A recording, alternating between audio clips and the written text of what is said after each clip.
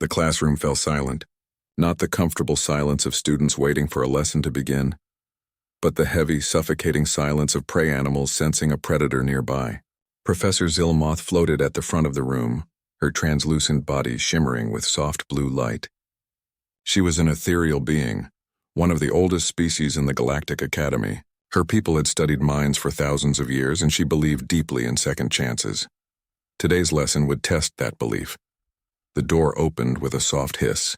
Through it walked Thexalon, and the classroom erupted into chaos. Students scattered like water hitting hot oil. Some pressed themselves against the walls. Others activated their personal shield devices, blue energy crackling around their bodies. A few of the smaller species simply fled through the emergency exits, their survival instincts overriding years of civilized education. Thexalon was massive. He stood nearly 8 feet tall, his body covered in dark green scales that gleamed under the classroom lights. His species, the Krathians, were descended from apex predators. Evolution had given them razor-sharp claws, powerful jaws, and muscles designed for killing. His eyes were yellow with vertical slits, scanning the room with an expression that might have been sadness or might have been hunger. It was hard to tell, but what truly terrified the students was not what he looked like. It was what he had done. Everyone knew the story. Thexalon had killed 17 beings with his bare hands. 17 lives ended. He was a murderer, a monster, and now he stood in their classroom. Professor Zilmoth raised her glowing appendages, trying to calm the room. Her voice echoed in their minds, a telepathic whisper that cut through the panic. "Students, please. Return to your seats. Thexalon is here as part of our rehabilitation program. He will be serving as a teaching assistant for this course on xenopsychology. I ask that you treat him with respect." Respect? The word seemed absurd. How could they respect someone who had taken so many lives? Valkyra, a young insectoid student with delicate wings and compound eyes, clutched her data tablet against her chest. Her entire body trembled. In her culture, violence was rare, almost unthinkable. The idea of sitting in the same room as a killer made her feel physically sick. Slowly, reluctantly, some students began to return to their seats. But they kept their distance. They left a wide circle around Thexalon, as if murder might be contagious. Some kept their shields active. Others positioned themselves near the exits, ready to run at the first sign of violence. Only one student seemed completely unconcerned. Marcus Chen sat in the third row. His posture relaxed, his expression calm. He was human, one of the newest species to join the Galactic Academy. Humans came from a planet called Earth, a death world where everything seemed designed to kill everything else. The gravity was crushing. The weather was violent. Even the native animals were dangerous. Humans had evolved in constant struggle, and it showed in everything they did. Marcus looked up as Thexalon entered, and his face did something that shocked everyone in the room. He smiled.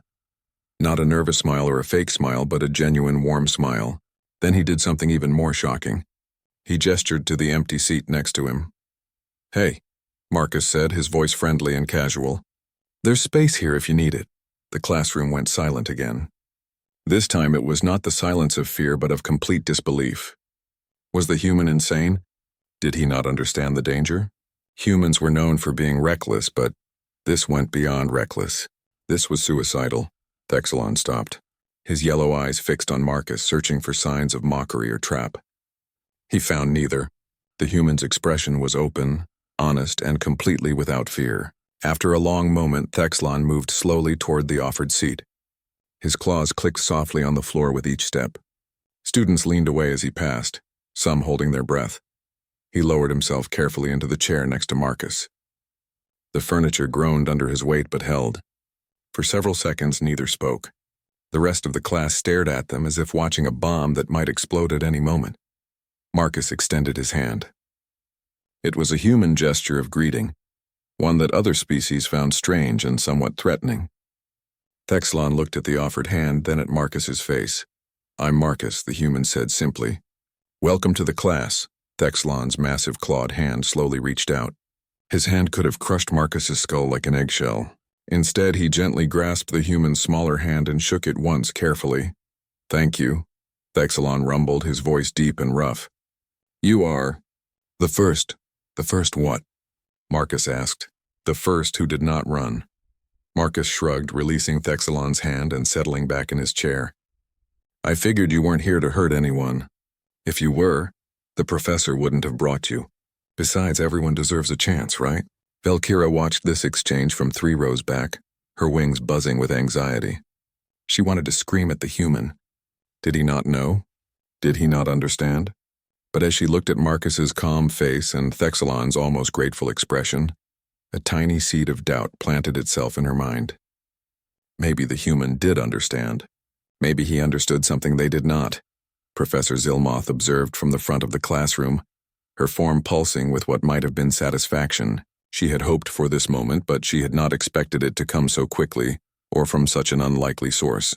The human, the Deathworlder, had done what none of her more civilized students could. He had shown simple kindness. Excellent, the professor said, her telepathic voice warm with approval. Now that we are all settled, let us begin today's lesson. We will be discussing the nature of violence across different cultures and species. Thexalon has agreed to share his perspective, which I believe will be enlightening for all of us. As the class slowly, reluctantly began to pay attention to the lesson, Marcus pulled out his tablet and began taking notes. Next to him, Thexalon sat very still, as if afraid that any movement might shatter this fragile moment of acceptance. His claws rested carefully on the desk, and for the first time in months, something like hope flickered in his yellow eyes. Around them, the other students whispered and stared. They did not understand. How could the human sit next to a murderer and smile? How could he not be afraid? They did not know that humans came from a world where violence was woven into the fabric of existence, where every generation had known war, where predator and prey danced in an endless cycle. They did not know that Marcus Chen had seen death before, had carried the weight of it, and had learned that monsters were not always what they seemed. As Professor Zilmoth began her lecture, Valkyra made a decision. Tomorrow she would research humans more carefully. She would try to understand what made them different. Because if a Deathworlder could show compassion to a killer, perhaps there was more to strength than she had ever imagined. Perhaps true courage was not the absence of fear, but the choice to act despite it. And perhaps, just perhaps, the scariest beings in the galaxy were not the ones who could kill, but the ones who understood killing and chose mercy instead. 3 weeks had passed since Thexalon first walked into the xenopsychology classroom. 3 weeks of whispered conversations, nervous glances, and students keeping their distance. 3 weeks of Marcus Chen treating the massive Krathian like he was just another classmate. Every day, Marcus arrived early and saved the seat next to him. Every day, Thexalon sat there moving carefully as if afraid his presence alone might cause harm. They shared lunch in the cafeteria while other students watched from safe distances. They studied together in the library, Marcus's smaller form hunched over data tablets while Thexalon's clawed fingers moved gently across holographic displays. It was strange. It was unsettling, and it was starting to bother Valkyra. She had spent hours researching humans after that first day. What she found disturbed her in ways she could not fully explain. Humans were violent, not just capable of violence, but steeped in it. Their entire history was written in blood, wars that killed millions, empires built on conquest, weapons that could destroy entire cities in seconds. They had invented so many ways to kill each other that they had academic fields dedicated to studying it. Yet here was Marcus, laughing with a convicted murderer over lunch as if it were the most natural thing in the galaxy. Valkyra watched them from across the cafeteria. Marcus was showing Thexalon something on his tablet, probably another human joke or some piece of Earth culture.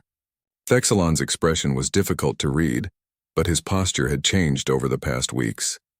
He sat straighter now, less hunched. The permanent tension in his shoulders had eased slightly. She could not take it anymore. Setting down her nutrient paste, Valkyra stood up. Her wings buzzed nervously as she crossed the cafeteria. Other students watched her go, some with expressions of concern, others with curiosity. Was she going to confront them? Report them? Everyone knew Valkyra was one of the top students in their program. If anyone would speak up about this madness, it would be her. Marcus looked up as she approached. His smile was friendly, completely unguarded. It made her even more frustrated. "Hey, Valkyra," Marcus said. "Want to join us? We were just talking about cultural differences in humor." Apparently, Krathian comedy is really dark. I need to speak with you, Valkyra said, her voice tight. Alone? Marcus glanced at Thexalon, who nodded slowly and rose from his seat. The Krathian moved away without a word, his massive form drawing fearful looks as he passed. Once he was out of earshot, Valkyra leaned forward, her compound eyes fixed on Marcus. Don't you understand? She hissed. He's a murderer. He killed 17 beings. 17. How can you just sit there and laugh with him? Marcus's smile faded. He set down his tablet and looked at her with an expression that was suddenly, startlingly serious. It was like watching a mask fall away. For the first time, Valkyra saw something in his eyes that reminded her that humans were classified as Deathworlders for good reason. I understand perfectly, Marcus said quietly. Do you? What is there to understand? He's dangerous. So am I. The words hung in the air between them. Valkyra's wings stopped buzzing. She stared at him, not quite understanding. Marcus leaned back in his chair. His voice remained quiet, but there was something in it now. Something heavy and old. I was a combat medic before I came here. Do you know what that means? It means I was trained to save lives, but it also means I was trained to take them. I've held pressure on wounds while people died. I've made decisions about who gets treatment first and who gets left behind. I've killed people, Valkyra. In combat, in defense, but I've killed them. Valkyra felt cold. She had not known. None of them had known. Earth has billions of people, Marcus continued. Our entire species is built on survival. We've had wars that killed more beings than exist on some colony worlds. We've had individual humans who killed dozens, hundreds, thousands. Serial killers, dictators, soldiers. The difference between me and Thexalon is not that I'm incapable of violence. It's context. It's circumstance. It's the laws we create to define what killing is acceptable and what is murder. He pulled up a file on his tablet and turned it toward her. It was Thexalon's case file, publicly available but rarely accessed because most students did not want to know the details. Read it, Marcus said. Valkyra's eyes moved across the text. The words blurred together at first, but slowly the story emerged. Thexalon had been living on a remote mining colony. Pirates attacked. They were killing colonists, taking supplies, destroying equipment. Thexalon fought back. He killed 17 pirates to protect his people. By Krathian law, that was murder. Their species had evolved past violence, or so they claimed. Any killing, even in defense, was considered a crime. Thexalon had saved lives by taking them, and his own people had condemned him for it. On Earth, Marcus said softly, we would call him a hero. We have medals for people who do what he did, but Krathian culture is different. They don't distinguish between types of killing. To them, death is death, and causing it makes you a murderer regardless of reason. Valkyra sat down slowly, her legs suddenly weak. But he still killed them. Yes, and he lives with that every day. I've talked to him about it. He has nightmares. He remembers their faces. He wishes there had been another way. But there wasn't, and now he's here, trying to serve his sentence, trying to be better, trying to understand why his actions were considered wrong by his people, even though they saved lives. Marcus closed the file. Humans understand something that many species don't. We understand that good people can do terrible things. We understand that monsters aren't born. They're made by circumstances and choices. We understand that redemption is possible, that people can change, that context matters. Because we've lived it. Every human alive comes from a line of survivors who had to make impossible choices. Valkyra looked across the cafeteria to where Thexalon sat alone at another table, his massive form hunched over his meal. He looked lonely. He looked haunted. He looked nothing like the monster she had imagined. You're not afraid of him at all, are you? She asked quietly. I'm cautious, Marcus corrected. There's a difference. I'm aware of what he's capable of, but I'm also aware of what I'm capable of, and what every being in this room is capable of if pushed far enough. Fear isn't about capability. It's about intent. And Thexalon doesn't intend to hurt anyone. He's trying to be better. That's worth something. Valkyra was quiet for a long moment. Her understanding of the universe was shifting, tilting on its axis. She had always believed in clear lines between good and evil, between safe and dangerous. Humans seemed to live in a world of gray where nothing was simple and everything required judgment. How do you know? She asked finally. How do you know he won't hurt someone? I don't know for certain, Marcus admitted. But I know the look of someone who's been broken by what they've done. I've seen it in mirrors. Thexlon isn't a threat because he's afraid of what he might become if he ever has to kill again. That fear makes him safer than most beings in this academy. He stood up, gathering his things. You don't have to be friends with him, Valkyra. You don't even have to like him. But maybe try to see him as a person instead of a category. That's all I'm doing. Marcus walked away, heading back toward Thexalon's table. Valkyra watched him go. She watched as Marcus sat down and said something that made Thexalon's expression soften. She watched as they returned to their conversation. Two beings from violent worlds trying to find peace in a galaxy that feared them both. And for the first time, Valkyra wondered if maybe humanity's greatest strength was not their capacity for violence, but their capacity for forgiveness. Perhaps living on a death world taught them that survival sometimes required mercy. Perhaps understanding darkness was what allowed them to choose light. She returned to her own table, but the nutrient paste tasted like ash in her mouth. Her mind kept returning to Marcus's words, to the case file, to the image of Thexalon fighting pirates to save his colony. That night, she would start researching human concepts of justice and redemption.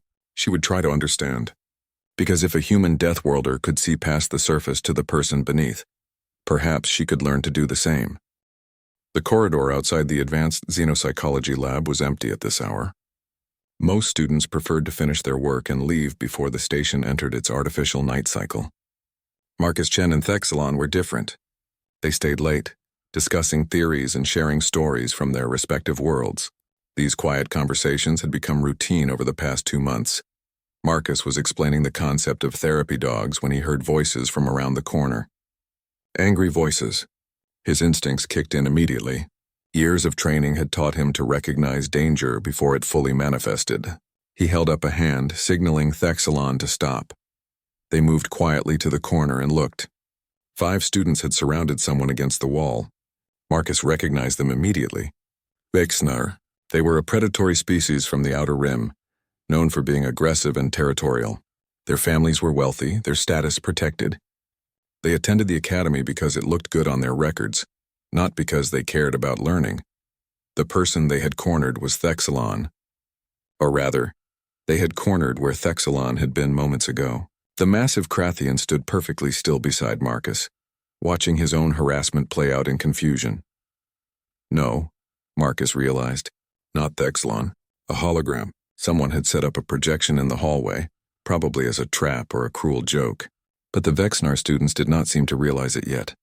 Look at the mighty murderer, one of them sneered. His name was Vextal, the leader of their little group. So tough when you're killing defenseless colonists. Not so tough now, are you? The hologram, programmed with basic responses, said nothing. It simply stood there, projected light and empty air. Another Vexnar pushed forward, shoving the hologram. His hand passed right through it and the image flickered. They all stopped, confused. Then Vextal laughed, a harsh barking sound. Someone's playing tricks, he said. But the real monster is around here somewhere. And when we find him, you'll what? Marcus stepped around the corner.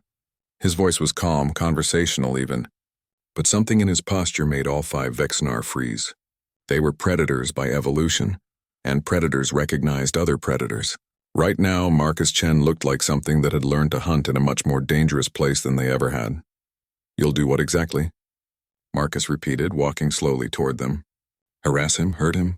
Test whether a convicted murderer will break his parole to defend himself? Is that the plan? Vextal recovered first, his confidence returning.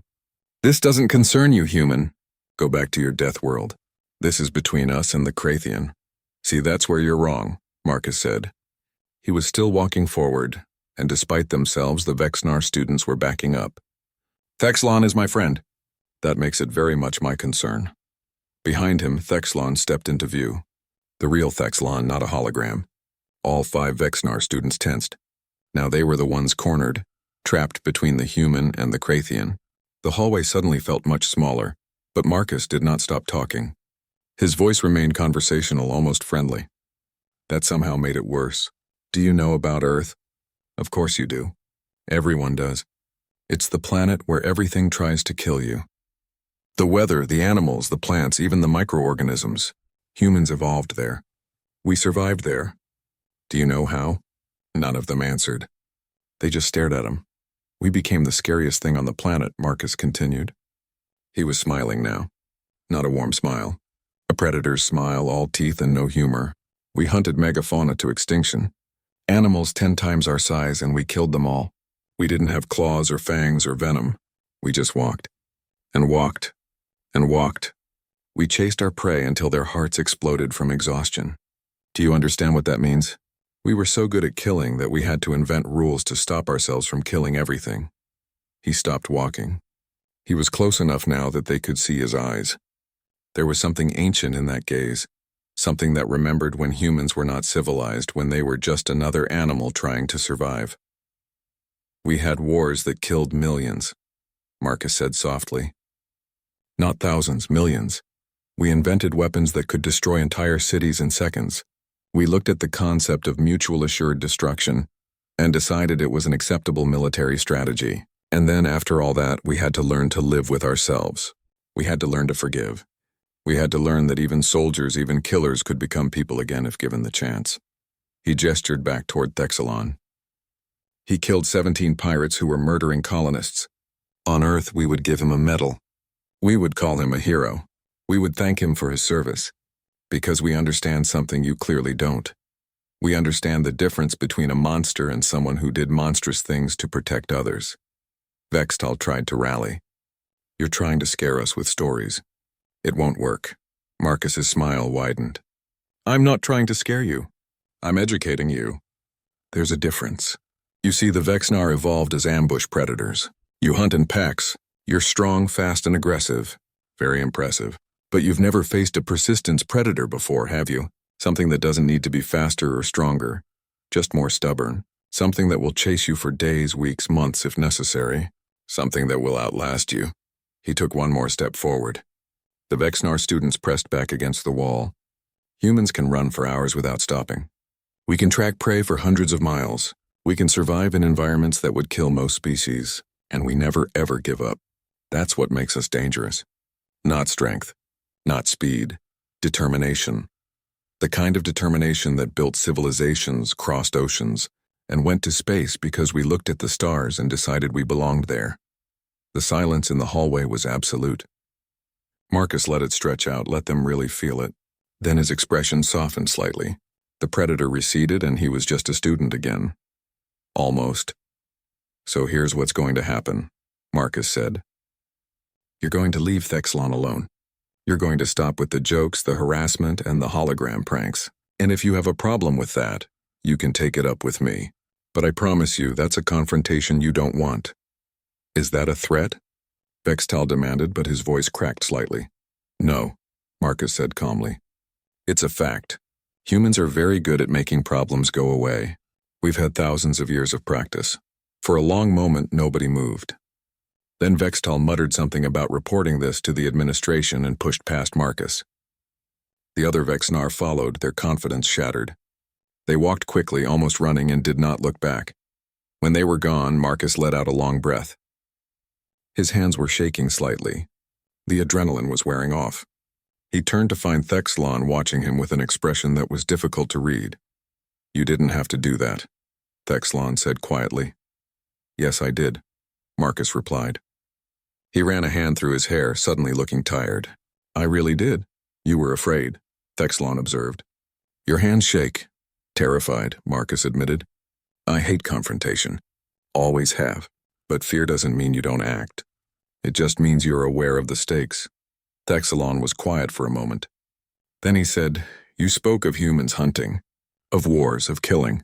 You made yourself sound like a monster to protect me.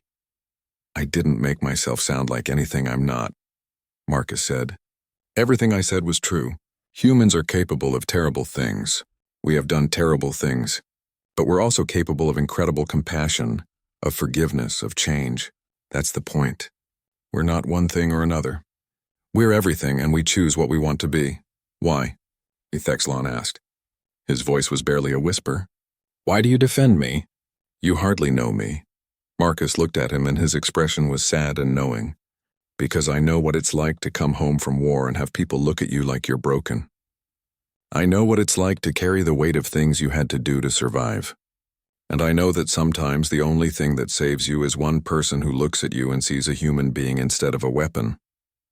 They stood in the empty corridor together, two beings from violent worlds both trying to be better than their worst moments. And in that moment, Thexlon understood something profound. Marcus was not unafraid of him. Marcus understood exactly how dangerous he was, but Marcus had chosen to look past the danger to see the person. That was not naivety. That was courage. The kind of courage that only came from knowing darkness intimately and choosing light anyway. "Thank you," Thexlon said finally. "For seeing me," Marcus just nodded. They walked back to the lab together, and neither spoke of the incident again. But something had changed. Thexlon walked with his head higher now, and Marcus's hands eventually stopped shaking. They had both faced something in that corridor, and they had both chosen who they wanted to be. For humans, that choice was everything.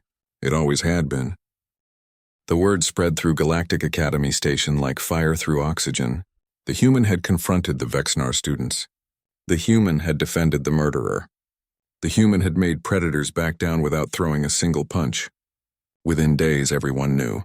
Within a week, the story had grown to legendary proportions, with some versions claiming Marcus had threatened to hunt them across star systems.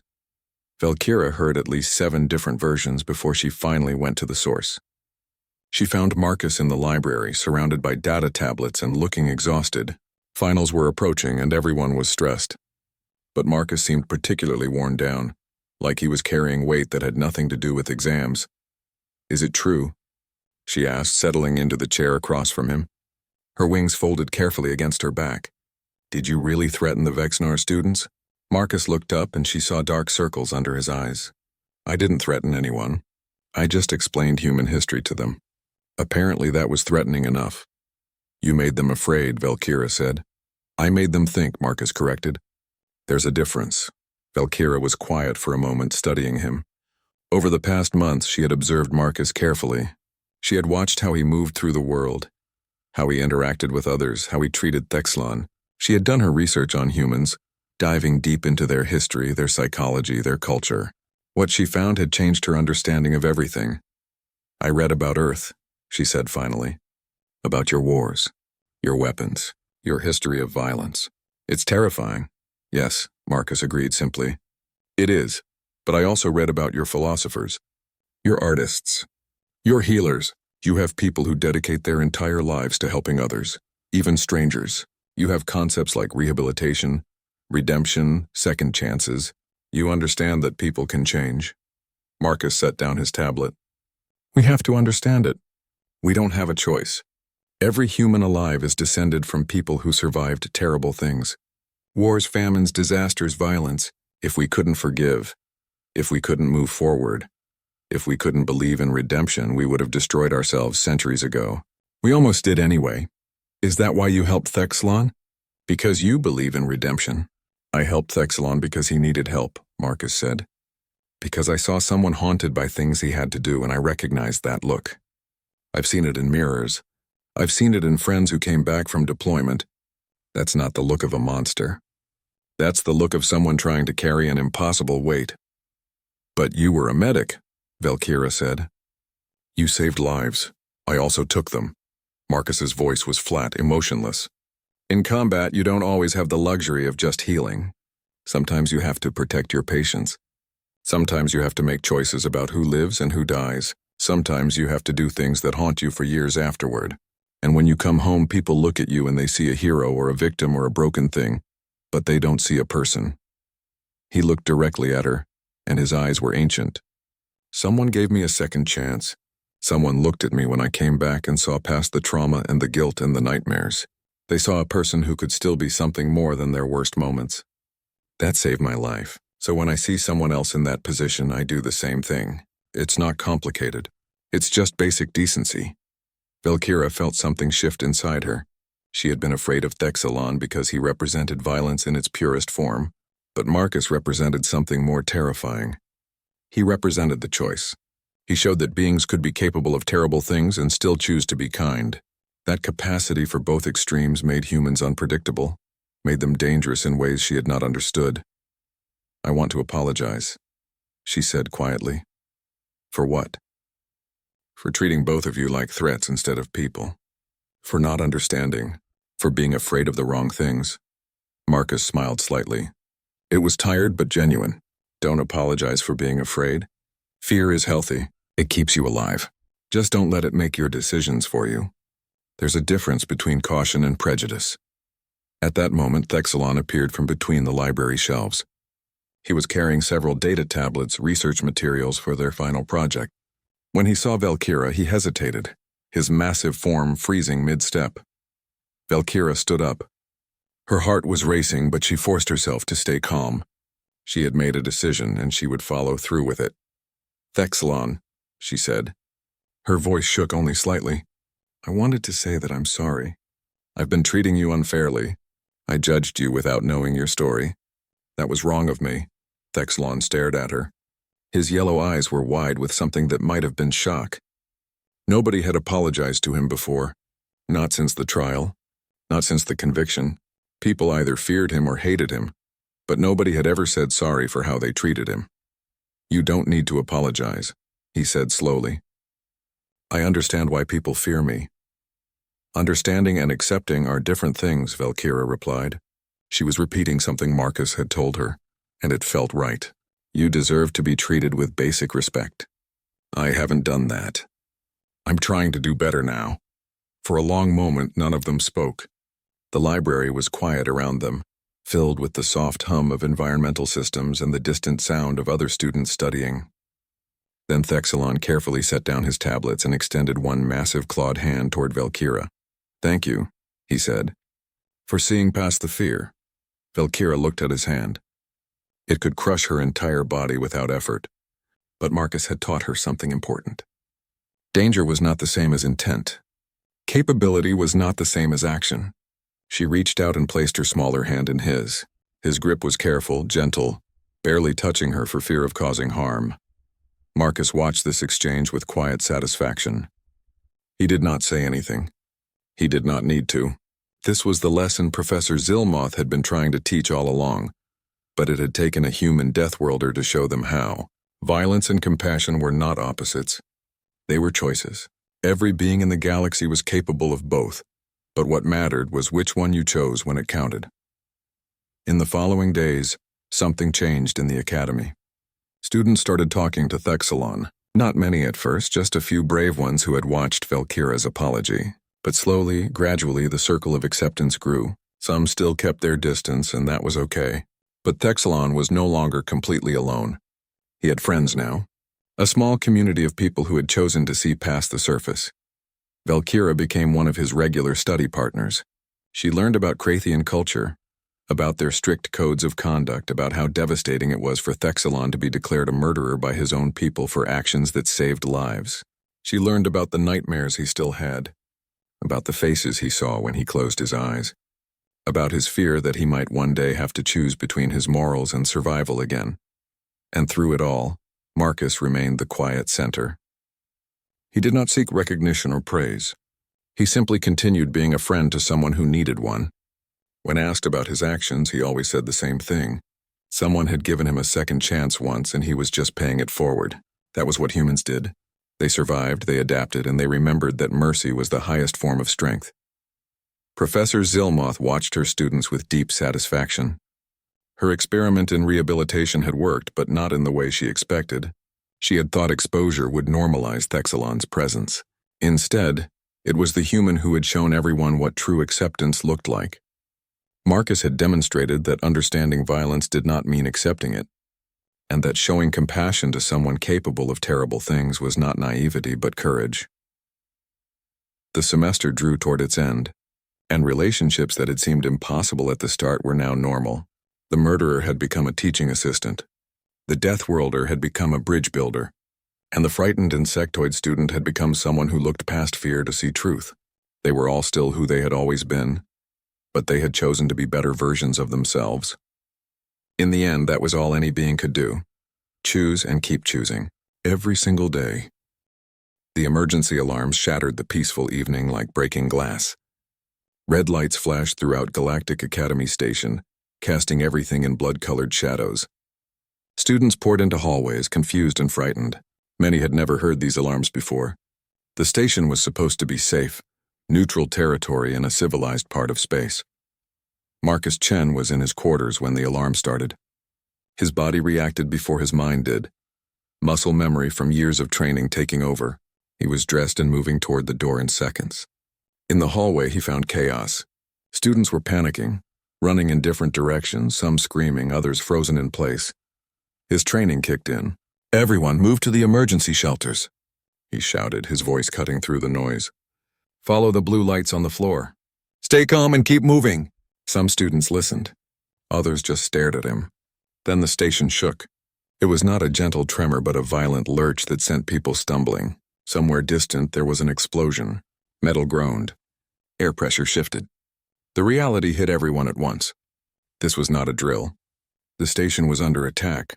Marcus's communicator crackled to life. Professor Zilmoth's telepathic voice echoed in his mind and through the device simultaneously.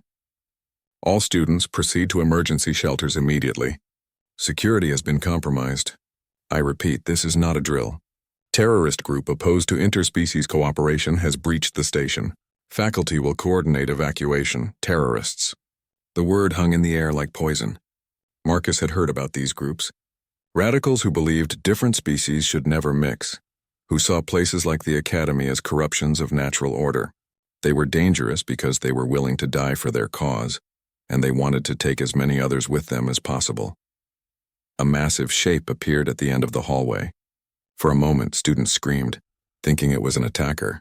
Then they recognized the dark green scales and yellow eyes. Thexalon. The Krathian moved with surprising speed, his powerful legs carrying him toward the group of students. "Marcus." Thexalon's voice was urgent. "Security Station 3 has been destroyed.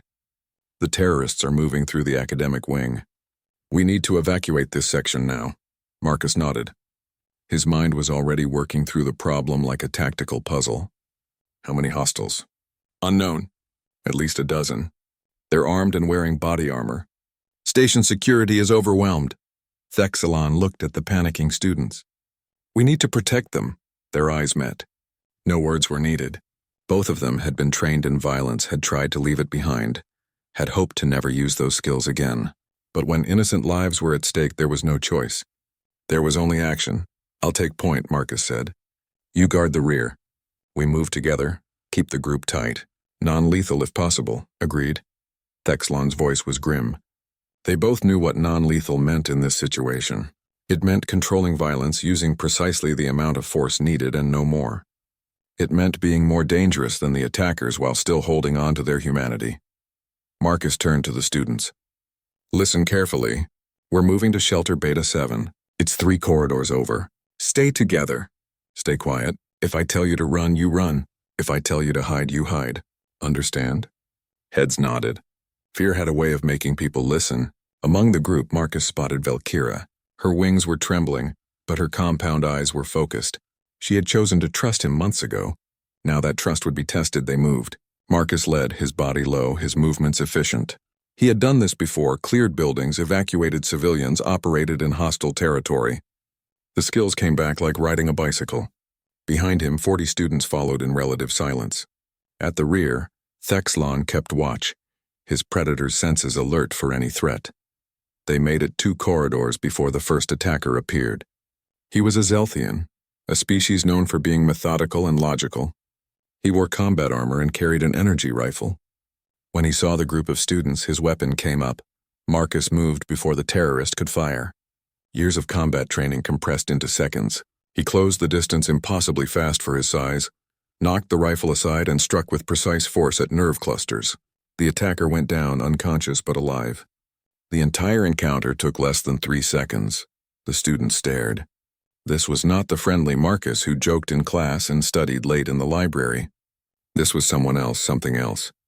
This was a human operating at full capacity, a product of evolution from a death world where only the clever and fast survived. "Keep moving," Marcus said quietly, his voice steady. He picked up the rifle and disabled it with practiced hands before tossing it aside. "We don't have much time." They encountered 3 more terrorists on the way to the shelter. Each time, Marcus or Thexalon neutralized them with ruthless efficiency. They worked together like they had trained together for years. anticipating each other's movements, covering angles, protecting the students. Marcus was precise, using techniques that disabled without permanent damage. Thexalon used his strength carefully, restraining rather than killing, holding back the full force he was capable of delivering. Valkyra watched them both with something like awe. This was what Marcus had tried to explain. They were both capable of terrible violence, but they chose to use it only as much as necessary. They could have killed every attacker easily. Instead, they controlled themselves, held back, acted with precision and restraint even while moving with lethal purpose. The shelter doors came into view. Safety was meters away. Then the corridor ahead exploded. Not literally, but it might as well have. 5 terrorists emerged from side passages, cutting off their escape route.